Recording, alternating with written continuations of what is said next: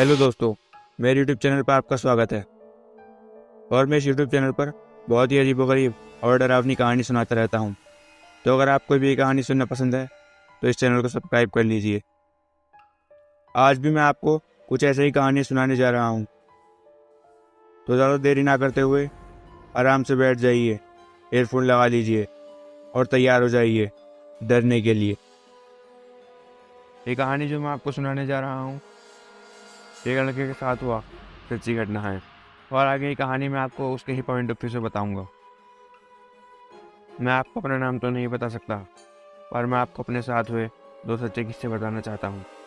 पता नहीं ये कहानियाँ आपस में जुड़ी हुई हैं या नहीं, पर मुझे ऐसा ही लगता है कि दोनों कहानियाँ जो मैं आपको सुनाने जा रहा हूँ वो कहीं ना कहीं आपस में जुड़ी हुई हैं।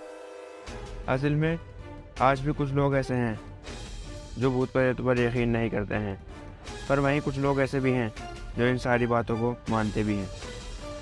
मैं भी उनमें से ही हूँ जो इन सबको नहीं मानता। पर नहीं, अगर ऐसा होता तो मैं आपको ये कहानियाँ सुना नहीं रहा होता। असल में पहले मैं नहीं मानता था, पर जब से मेरे साथ ये घटना हुई है मैं भी इन सारी बातों में मानने लगा हूँ। ये पहली घटना जो मैं आपको बताने जा रहा हूँ ये मेरे साथ बहुत समय पहले हुआ था। मैंने एक नया कमरा किराए पर लिया था। वो पहली बार था जब मैंने कोई कमरा किराए पर लिया था। वो पहली बार था जब मैंने कोई कमरा खुद से लिया था, चाहे वो किराए पर ही लिया था। और ये सब कुछ वहीं पर मेरे साथ हुआ था। आप शायद मेरी बात पर यकीन करें ना या ना करें, पर असल में इन सारी बातों का तो पता उन्हें ही होता है जिनके साथ ही घटित हुई होती है। मैंने वो कमरा लिया और उसमें कुछ दिन तो सब कुछ अच्छा रहा। असल में जिस बिल्डिंग में वो अपार्टमेंट है वो बिल्डिंग 1980 के ज़माने की बनी हुई है।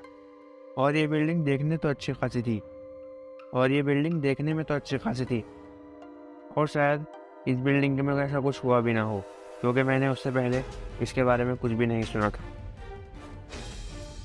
मैं भी वहाँ पर कुछ ही महीने रुक पाया था, क्योंकि मेरे साथ जो हुआ था उसके बाद मेरा वहाँ पर रुकना मुश्किल हो गया था। एक दिन जब मैं ऑफिस से अपना ड्यूटी ख़त्म कर वहाँ पर आया तो मुझे बहुत ही अजीब सा एहसास हुआ ऐसा था कि जब मैं अपने घर में आया था तो मैं फ्रेश होने के लिए बाथरूम में गया था। और वहाँ पर मैंने देखा कि मेरे बाथरूम में एक लकड़ी का टुकड़ा पड़ा हुआ है। वो एक काफ़ी बड़ा लकड़ी का टुकड़ा था और वो लगभग 1 इंच मोटा था। वो वहाँ पर 2 टुकड़ों में टूटा हुआ पड़ा था। मैंने देखा कि वो कहाँ से आया है। तभी मैंने देखा कि मेरे बाथरूम में ऊपर की तरफ एक जगह बनी हुई है जहाँ पर वो लकड़ी का टुकड़ा इस तरीके से फिट किया गया था कि पता नहीं चल रहा था कि वहाँ पर कोई जगह भी है। वो देखकर मैं बहुत ही ज़्यादा डर गया, क्योंकि ऊपर से कुछ अजीब सी आवाज़ भी आ रही थी। मुझे ऐसा लगा शायद मकान मालिक ने यहाँ पे कुछ सामान लेने के लिए उसे भेजा है। तो मैं ऊपर की तरफ चढ़कर देखने लगा, पर मैंने जो वहाँ पर देखा वो देखकर मेरे होश उड़ गए। मैंने वहाँ पर दो बड़ी बड़ी आंखें लाल कलर में जलते हुए देखी। मैं वो देखकर बहुत ही तेज झटका खाकर नीचे गिर गया मैं वहाँ पर कांपने लगा। और मुझे कुछ ही समय बाद ये एहसास हुआ कि शायद वहाँ पर बिल्ली वगैरह हो और उसी की आंखें ऐसी जल रही हो। तो मैंने हिम्मत की और मैं दोबारा ऊपर चढ़कर वहाँ पर क्या है वो देखने लगा। तब मैंने देखा कि वहाँ पर कोई भी नहीं है। वो देखकर मैं हैरान तो हुआ, क्योंकि वहाँ से बाहर जाने की कोई भी जगह नहीं थी। पर मुझे ऐसा लगा कि शायद ये मेरे मन का वहम है और मैंने इस बारे में ज़्यादा ध्यान नहीं दिया। पर मैंने अपने मकान मालिक को इन इन सारी बातों के बारे में मैसेज करके बता दिया था और मैंने उनसे कहा था कि आपसे इतनी जल्दी हो मुझे फ़ोन कर ले। उन्होंने कुछ ही समय बाद मुझे फ़ोन किया और मुझसे पूछा कि क्या हुआ है। मैंने उन्हें सारी बात बताई। तो उसने मुझसे पूछा कि वो तुम्हारे साथ कुछ अजीब तो नहीं हुआ है। तो मैंने डरते हुए उन्हें वो बात भी बता दी कि मैंने ऊपर बिल्ली के जैसा कुछ देखा था, कि मैंने ऊपर लाल कलर की जलती हुई आंखें देखी थी। वो देखकर वो थोड़ी देर चुप रहा और फिर बोला, क्या ये सब सच में तुम्हारे साथ हुआ है? मैं उस समय उसकी उस बात का मतलब समझ नहीं पाया था। उसने मुझे उस बारे में कुछ भी नहीं बताया और ना ही हमारी कुछ ज़्यादा आगे बात हुई। बस उसने यही कह दिया था कि मकान मालिक ने यही कह दिया था कि वो उस लकड़ी के टुकड़े को वहाँ से चेंज करवा देगा और वहाँ पर दूसरा लगवा देगा। पर हैरानी की बात तो ये भी थी कि वो लकड़ी का टुकड़ा लगभग 1 इंच मोटा था और इतना बड़ा लकड़ी का टुकड़ा अचानक से खुद ही कैसे टूट गया था, ये बात मुझे समझ में नहीं आ रही थी। जब मकान मालिक उस टुकड़े को चेंज करवाने आया तो मैंने उससे इस बारे में पूछने की कोशिश की, पर उसने मुझे कुछ भी नहीं बताया और मकान मालिक वहाँ से ऐसे ही चला गया। उसने मुझे कुछ आगाह भी नहीं किया था, क्योंकि उसे इन सारी बातों में पता तो था, पर पता नहीं उसने मुझे क्यों इन सारी बातों में नहीं बताया था। शायद वो मुझे डराना नहीं चाहता था। पर इन सब के बावजूद भी मेरे साथ कुछ ऐसा हुआ जो मैं आज भी सोचता हूँ तो डर जाता हूँ। उसके कुछ दिनों तक तो सब कुछ ठीक रहा और उसके कुछ दिनों तक तो सब कुछ ठीक रहा पर उसके कुछ दिनों बाद मेरी आँख रात लगभग 3 बजे खुली। मुझे ऐसा लग रहा था कि मेरे घर में कोई आ गया है। मतलब मुझे कुछ खिड़की दरवाजे खुलने की तो आवाज़ नहीं आई थी, पर ऐसा लग रहा था जैसे कोई आलू की बोरी को एक जगह से दूसरी जगह खींचते हुए लेके जा रहा हो। वो आवाज़ ऐसी ही थी। उसको सुनकर मैंने सोचा कि यहाँ पर कौन आ गया है। मैंने थोड़ी हिम्मत दिखाई और मैंने अपने कमरे की लाइट जला दी। जैसे ही कमरे की लाइट मैंने जलाई, मेरे अंदर और थोड़ी सी हिम्मत आ गई। मैंने एक बेड उठाया और ये देखने के लिए बाहर आ गया कि कौन है, पर मुझे वहाँ पर कोई भी दिखाई नहीं दिया। मैं थोड़ा और आगे गया और सारी जगह चेक किया, पर वहाँ पे कोई भी नहीं था। फिर मैं अपने पर मुझे अब भी पता नहीं क्यों बहुत ही डर लग रहा था। मैंने अपना कम करने के लिए टीवी चला लिया और मुझे लगा कि शायद अब मेरा डर कम हो जाएगा, और मैंने उस कमरे की सारी लाइटें भी जला ली थी और मैं वहीं पर बैठकर टीवी देखने लगा और उसकी आवाज़ भी मैंने थोड़ी सी बढ़ा दी थी। पर अचानक से मेरे घर का फ्यूज़ ही उड़ गया। मतलब कि सारी लाइटें बंद हो गई थी और लाइट भाग गई थी। मैंने खिड़की में से देखा तो मेरे सामने वाले घर में से लाइट तो आ रही थी। इसका मतलब मेरे ही घर में कुछ हुआ था। मुझे समझ में नहीं आ रहा था कि मेरे कमरे की लाइट क्यों चली गई है। मैं इन्हीं सब कश्मकश में था। उस कमरे में पूरी तरह अंधेरा हो चुका था और मैं चेक करने के लिए कि वहाँ पर क्या हुआ है, और मैं वहाँ थोड़ी रोशनी करने के लिए मोमबत्ती ढूंढने जा रहा था, जो कि शायद मेरे किचन में रखी हुई थी। यहाँ पर शायद मैं इसलिए कह रहा हूँ क्योंकि मुझे सही से याद नहीं था, पर मुझे ऐसा ध्यान था कि शायद मैंने किचन में मोमबत्तियाँ रखी हुई है। तो मैं किचन की ओर जाने लगा, पर फिर अचानक से मुझे बाथरूम में से आवाज़ आई। ऐसा लग रहा था कि कोई कुछ ठोक रहा हो।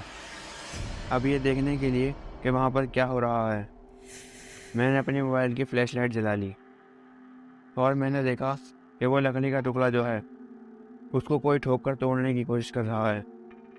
वो देखने के बाद मैं वहीं चमसा गया, क्योंकि वहाँ पर कौन हो सकता था। मैं आपको एक बात बताना और भूल गया, असल में मेरे पास एक कुत्ता भी है। वो धड़ धड़ की आवाज़ सुनने के बाद मेरा कुत्ता भी जाग गया था और वो भी भौंकते हुए वहाँ पर आ गया। वो वैसे तो ज़्यादा शोर नहीं करता है, पर उस दिन उसे अचानक पता नहीं क्या हुआ, वो बहुत ज़्यादा शोर मचाने लगा। वो देखकर मुझे भी बहुत तेज़ डर लगने लगा था और मैं वहाँ से हिल भी नहीं पा रहा था। पर फिर अचानक एक धड़ाम की आवाज़ के साथ वो टुकड़ा नीचे गिर गया और उसके 2 टुकड़े हो चुके थे, पिछली ही बार की तरह। वो देखकर मेरे होश उड़ गए। मैं बाथरूम की ओर पास जाने लगा, ये देखने के लिए कि वहाँ पर कौन है, पर मुझे वहाँ पर कोई दिख तो नहीं रहा था, पर मुझे वहाँ पर कुछ कुसकुसाने की आवाज़ आ रही थी। मैं जब बाथरूम के और पास गया तो मुझे एक अजीब सी आवाज़ आई, जो कि इस बार मैंने साफ सुनी थी। वो आवाज़ जो मुझे आ रही थी, ऐसा लग रहा था वो किसी बच्चे की है, और वो यही कह रहा था और वो यही बार बार दोहराया जा रहा था कि तुमने मुझे क्यों मारा है और अब तुम्हारा बारी है, अब तुम्हारा बारी है, अब तुम मरने वाले हो। वो सुनने के बाद मुझे और भी ज़्यादा डर लगने लगा, पर मुझे पता नहीं क्या हुआ। मेरे अंदर एक जागरूकता थी ये देखने की कि वहाँ पर कौन है और कौन ऐसी हरकतें कर रहा है। तो मैंने बाथरूम के अंदर जाने की कोशिश की, पर वहाँ जो मैंने देखा वो देखकर मेरे होश उड़ गए। मैंने देखा कि एक बच्चा जिसकी आंखें पूरी तरह से लाल हैं, उसकी आंखों की जगह काले गड्ढे हो रखे थे। बाथरूम के ऊपर जो जगह बनी हुई थी उससे बाहर आ रहा था, और वो ऐसे बाहर आ रहा था जैसे वो दीवार पर चिपक कर नीचे उतर रहा था। वो देखकर खून में ही जम सा गया था, पर मुझे उस समय पता नहीं कहाँ से मेरे अंदर हिम्मत आई और मैं वहाँ से भागने लगा। मैंने जल्दी जल्दी में अपनी कार की चाबी ली और मैं उस अपार्टमेंट से निकलने की कोशिश करने लगा। पर यहाँ दुख की बात ये थी कि मैं अपने कुत्ते को वहाँ से लेके जाना भूल गया था। मैं जैसे ही दरवाजे की तरफ भागा और मैंने दरवाज़ा खोलने की कोशिश की, पर मुझसे दरवाज़ा खुल ही नहीं रहा था। मैं बार बार नॉब घुमाए जा रहा था पर दरवाज़ा खुल ही नहीं रहा था। तभी मैंने ऊपर वाले का नाम लेना शुरू कर दिया, और फिर जब मैंने नॉब घुमाई तो लकीली वो दरवाज़ा खुल गया था। मैं वहाँ से इतना तेज़ दौड़ा जितना तेज़ मैं दौड़ सकता था, और मैं वहाँ से जाकर अपनी कार के अंदर बैठ गया।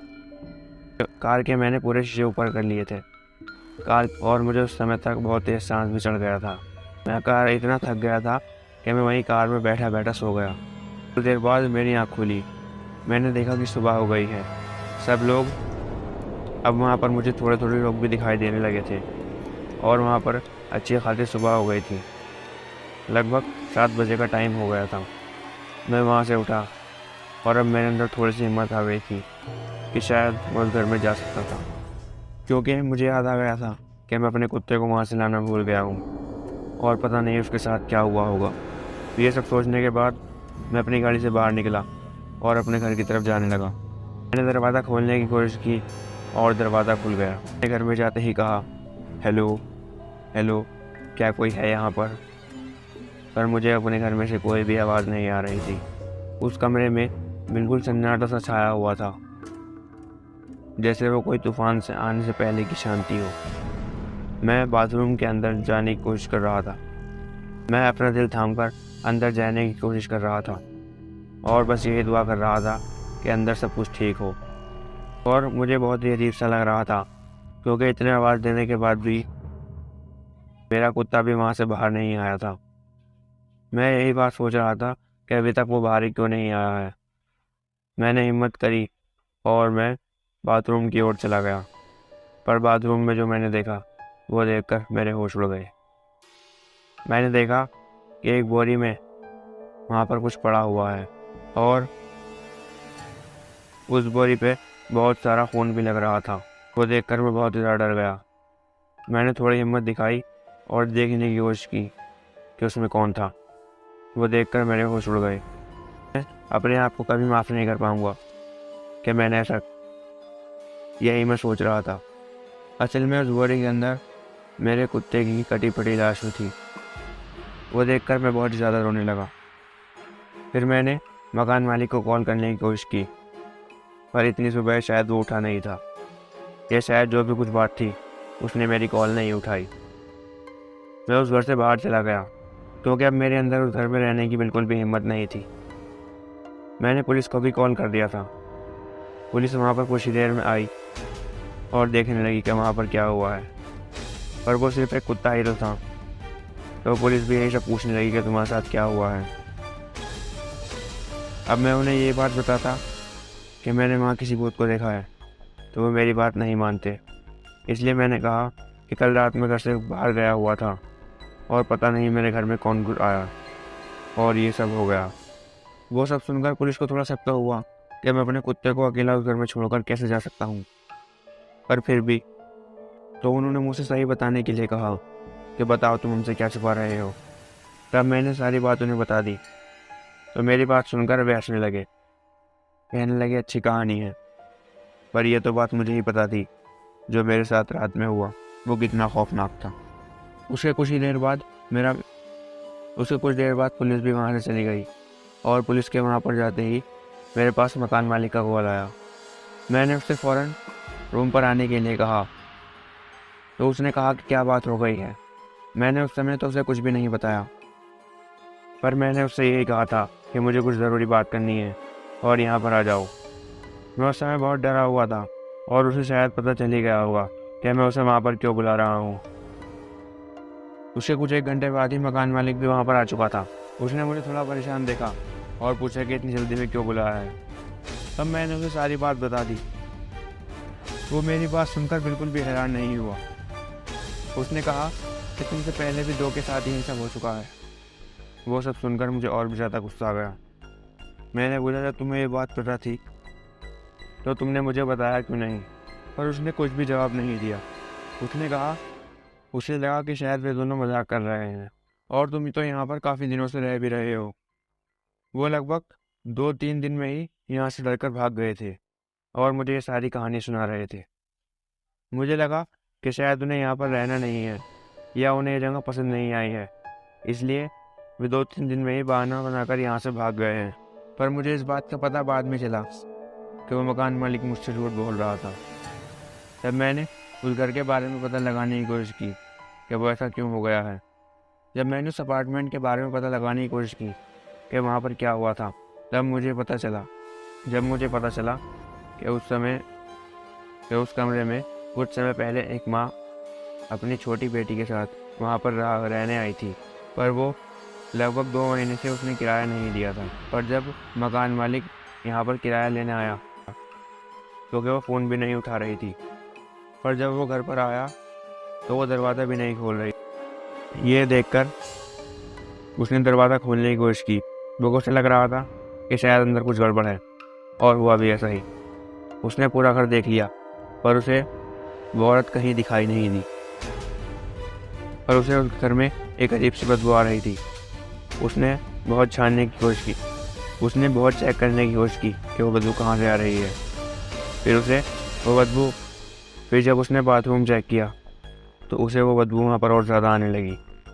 और जब उसने बाथरूम देखा तो वो देखकर उसके होश उड़ गए। वहाँ पर बाथरूम में जो ऊपर की तरफ जगह थी, वहाँ उसने अपने बच्चों को मारकर एक बोरी में डालकर रखा हुआ था और वो बदबू बोरी के अंदर से ही आ रही थी। जब पुलिस वहाँ पर आई और उसने चेक किया तो उस बोरी में उसे उस लड़की की लाश मिली। पर बहुत ढूंढने के बाद भी उन्हें वो लड़की कहीं भी नहीं मिली। सब यही कह रहे थे कि पता नहीं कितनी बेरहम औरत थी जो अपने ही बेटे को मारकर यहाँ पर रख दिया। उसके बाद यहाँ पर 2-3 रहने वाले और आए, पर वो यहाँ पर ज़्यादा दिन तक टिक नहीं पाए और वो सब उसी लड़के को देखे जाने की बात करते थे जो वहाँ पर मर गया था। बात सुनने के बाद मैं बहुत ही ज़्यादा हैरान हुआ और मैं ये सोच रहा था कि मैं इतने दिनों तक उस घर में कैसे रह लिया और मेरे साथ वहाँ पर कुछ क्यों नहीं हुआ। पर जब मुझे ये बात पता चली, ये सारी घटनाएं होने के बाद ही मैंने वो कमरा खाली कर दिया था। और ये बात मुझे लगभग 3-4 दिन बाद पता चली थी, जब मैं किसी दूसरा घर देखने के लिए अपने एक दोस्त से बात की थी और उसे सारी बात बताई थी। वो बात सुन उस घर की सच्चाई जानकर मुझे मकान मालिक के ऊपर गुस्सा तो बहुत आया था, पर अब मैं कर भी क्या सकता था। पहले तो मुझे मन भी किया कि मैं उसके ऊपर केस कर दूं, फिर बस यही सोचकर छोड़ दिया कि कौन इन सब झंझटों में पड़ेगा। पर मैं आज भी वो रात याद करता हूँ तो मैं बहुत ज़्यादा डर जाता हूँ।